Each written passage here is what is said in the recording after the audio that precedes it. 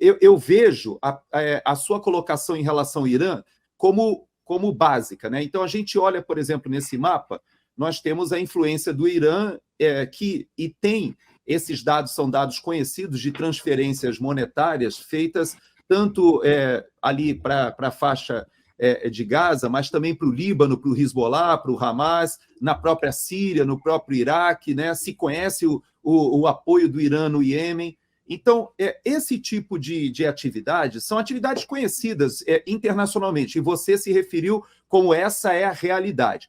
No entanto, hoje o Brasil vive uma outra realidade política, porque nós temos não somente aqueles 2 navios iranianos de guerra que foram autorizados a aportar no Rio de Janeiro, por orientação do próprio governo Lula, como nós temos hoje um alinhamento com o Irã diferente. Eu acho importante a gente colocar que o convite para que o Irã integre o BRICS, ele vem numa aquiescência a uma iniciativa geopolítica feita ou capitaneada pela China, tem a questão da Rússia. O Brasil hoje, ele se coloca de uma forma diferente. Sem entrar na questão de comparações entre um governo do ponto de vista das suas escolhas de políticas internas, mas olhando para a política externa, que eu acho que você tem uma posição muito privilegiada, é importante a gente explicar para a nossa audiência, para o povo brasileiro, que hoje nós temos vamos dizer assim, um alinhamento que é diametralmente oposto ao que tinha no período do governo Bolsonaro. E é importante a população compreender isso, né? Existem reflexos, existem consequências. E eu vou te fazer uma pergunta muito pontual, que eu não quero que leve para o lado pessoal, por favor, mas que a gente possa colocar isso para a nossa audiência como uma explicação. Essa imagem aqui, que eu vou projetar, é uma imagem que mostra o Celso Amorim prefaciando um livro sobre a política externa do Hamas. O ministro Celso Amorim, eu chamo de Celso Amorim ministro de Relações Exteriores, porque foi esse o papel que ele teve no primeiro governo Lula, mas naquela época nós tínhamos o Marco Aurélio Garcia, que desempenhava essa função que ele desempenha hoje. E eu queria que você explicasse um pouquinho para a nossa audiência como é que é isso para a cabeça do Partido dos Trabalhadores quando vai ao poder, que ele tem um ministro das Relações Exteriores fazendo o papel oficial e ele tinha o Marco Aurélio Garcia, que fazia esse papel mais ideológico, de conexão com Cuba, Venezuela, ali Foro de São Paulo, e agora nós temos o Celso Amorim viajando, conversando com Putin, fazendo as articulações com a China, e inclusive com Cuba, Venezuela, Nicarágua, e fazendo esse papel de um segundo homem na hierarquia. Como é que funciona isso, 2 chanceleres simultaneamente? Explique isso para a gente, por favor. Ótimo. Olha, eu tenho para mim que não são 2, não, que é um só, e assim, um só é esse camarada aí que você mostrou, que é o Celso Amorim. Eu acho que o Lula queria fazer dele o chanceler, ele, enfim, não sei se está velho, dá muito trabalho, mas então nomeou para essa função no Palácio e colocou uma pessoa que é da confiança do Celso Amorim, nominalmente como chanceler, no Itamaraty, mas que ele sabe que é alguém que não vai ter nenhum tipo de problema com esse arranjo, alguém que eu conheço bem, enfim, e que é uma pessoa que não tem nenhuma vontade de aparecer, nem de Você está ter nenhum sentindo tipo de protagonismo. Isso. Não tem nenhum vontade de ter nenhum tipo de protagonismo, que ao contrário, quer ficar o mais escondido possível, o mais remoto possível de problema, de qualquer coisa, né? Enfim, então esse arranjo está funcionando assim, as coisas que realmente importam são decididas pelo Celso Amorim, né? E tem um chanceler lá que, enfim, faz as outras coisas e tal, e que não se importa nada com esse protagonismo do Celso Amorim, e que não quer, não dá entrevista, enfim, não tem Twitter, não tem rede social, não tem nenhum tipo de participação na sociedade. Isso é o velho Itamaraty, né? Itamaraty fechadinho, né? Não mexe com nada, o Itamaraty como se fosse uma nave espacial que pousou na esplanada dos ministérios, né? Mas a concepção de tudo, e de tudo de ruim, de tudo é ruim que está acontecendo na política externa, é do Celso Amorim, né? Que tem um histórico de assim, amizade íntima com o Irã, né? Ele inventou uma missão estapafúrdia em 2010. Ele e Lula foram a Teherã para costurar um acordo entre Brasil, Turquia também e o Irã, pelo qual, no frigir dos ovos, o Irã teria um relaxamento das sanções internacionais que ele estava sofrendo e poderia continuar com o programa nuclear dele, né? Que, no fundo, é o que acabou com... Mas, naquele momento, os países ocidentais, Estados Unidos, sobretudo, ficaram escandalizados. Não, isso aqui, o Brasil lá, numa coisa que não tem nada a ver, para favorecer o Irã. Isso deu um problema gigantesco. Obama, que antes elogiava o Lula, passou a dizer que o Lula era não lembro a palavra que ele usa, mas né, uma palavra muito, muito amistosa, não, né, no livro de memórias do Obama, né? Então, isso tudo enfim, construção do Foro de São Paulo, né, de uma América Latina narco-socialista, isso tudo tem o dedo do Celso Amorim, né? E agora ele retoma isso com um momento onde o bloco totalitário do mundo está muito mais forte do que quando eles deixaram o poder alguns anos atrás, né?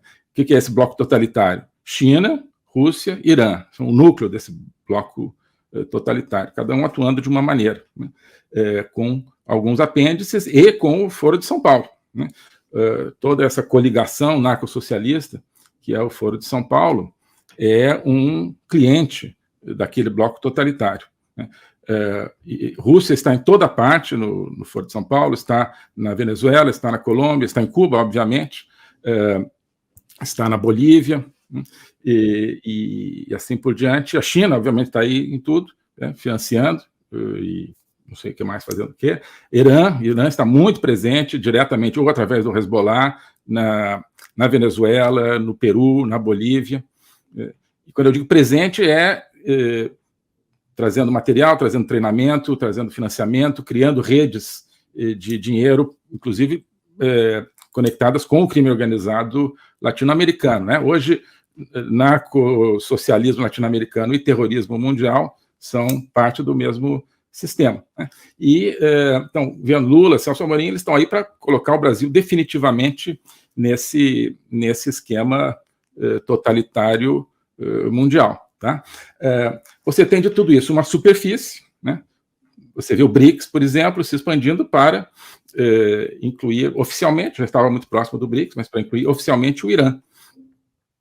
A grande mudança ali do BRICS, os países que entraram, é o Irã, né? Um país que devia estar isolado do mundo, né? No seu canto, forçado a abandonar o financiamento ao terrorismo, ele ganha ali o prestígio de estar no BRICS, né? A Rússia, um país que também teria que estar isolado, né? Está cometendo os piores crimes de guerra, violando todos os normas do direito internacional, tentando tomar um outro país à força, né? E está lá no BRICS, circulando lá, com toda a pompa e circunstância, né? Então, isso aí já é preocupante, a superfície. Agora, tem o porão, né? O que tem no porão é que a gente não sabe, mas algumas coisas se revelam, né? Você ouve umas coisinhas lá do porão. Então, um representante do Hamas sendo recebido no Planalto, né? Como a gente viu aí em fotos recentes, acho que pelo ministro Padilha, né?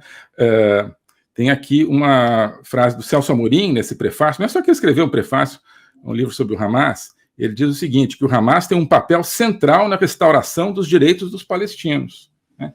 Então, o Hamas é legítimo e as coisas que o Hamas faz são para restaurar os direitos palestinos, né? Então, isso aí, quer dizer, ele né, escreveu isso antes, mas visivelmente essa é a visão. O Hamas já era terrorista antes, o Hamas não virou terrorista agora virou mais brutal ainda, né? Mas todo mundo sabia o que o Hamas fazia. Então, isso aí dá uma ideia do que está no porão, né? Relações aí do governo governo brasileiro com grupos criminosos, tem gente que, né, suspeita disso, esses grupos criminosos não conhecem fronteiras, né? Não estão parados no Brasil. Muito se fala da conexão do PCC com o Hezbollah, do Líbano, né? Pessoas que garantem que ela existe, eu acho que existe mesmo, né? Então, tem coisa no porão, mas mesmo se você não olhando o que está no porão, o que está na superfície é Isso, o alinhamento, não é alinhamento, é a inserção do Brasil, né, no que há de pior no mundo, que é um bloco totalitário, um bloco que apoia, né? Essa coisa do Hamas não é um ato isolado, isso aí é planejado, isso é planejado junto com o Irã, junto com a Rússia. China deve ter dado algum tipo de beneplácito para isso, não acredito que não tenha passado por um planejamento conjunto. Hoje, você vê.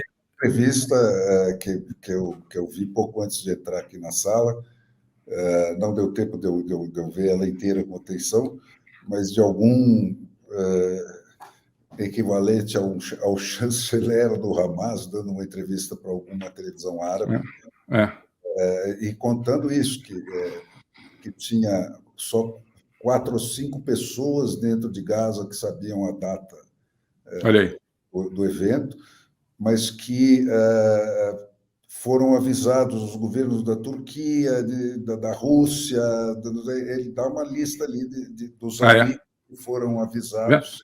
Pois é. É uma coisa ultra-estruturada. Né?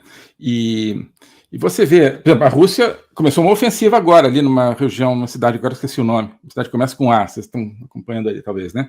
A Rússia, esses dias, começou, depois de muitos meses na defensiva, começou uma ofensiva, né, para tentar retomar a iniciativa na guerra com a Ucrânia, né? É outra frente desse mesmo processo. Nós temos hoje 3 grandes frentes desse bloco totalitário contra o mundo livre, chamemos assim, né? Hamas, Israel, Hezbollah também contra Israel é uma, Rússia contra a Ucrânia é outra, e o Foro de São Paulo se expandindo, né, nas nossas cidades, inclusive, né, matando as nossas famílias aqui. A gente fala terrorismo lá, o terrorismo, uma espécie de terrorismo, está no Brasil. A insegurança, né, inaceitável que existe hoje no Brasil, né, isso aí é outra frente de luta. Tem outras também, quer dizer, a imigração descontrolada na fronteira sul dos Estados Unidos, isso faz parte de uma guerra híbrida, né, contra o Ocidente, contra os Estados Unidos, nesse caso. A imigração descontrolada no sul da Europa faz parte dessa guerra híbrida, né. Para você resumir, você olha o mapa mundo hoje, você vê os Estados Unidos cercados pelo sul, né, isso, fechando essa cubona do Lula aí, e a Europa terminando a Ucrânia ali, sobrou isso, o resto está tomado. Exato, né? Então, e o Brasil está dentro disso. Aí o que eles fazem também? O discurso ambiental, e esse discurso ambiental estava sendo suficiente para, né, dar um passe livre aí para essas políticas anti-ocidentais, anti-tudo do Lula, anti-liberdade, estava dando um passe livre para essas políticas, junto aí ao público em geral e aos governos justamente da Europa e Estados Unidos, né? Que parece assim uma burrice estratégica gigantesca. O Lula diz que está salvando a Amazônia, não está coisa nenhuma, como a gente sabe, diz que favorece os acordos do clima, então deixa ele fazer, então deixa ele, tá bom, então deixa ele ajudar o Hamas, deixa ele ajudar o Irã, deixa ele ajudar a Rússia. O Biden ficou 1 ano trabalhando para eleger o Lula, achando que com isso ele estava contribuindo para conter a China. Pois é. Né? Também, olha, 60 milhões de brasileiros também fizeram a mesma burrice. Pois é.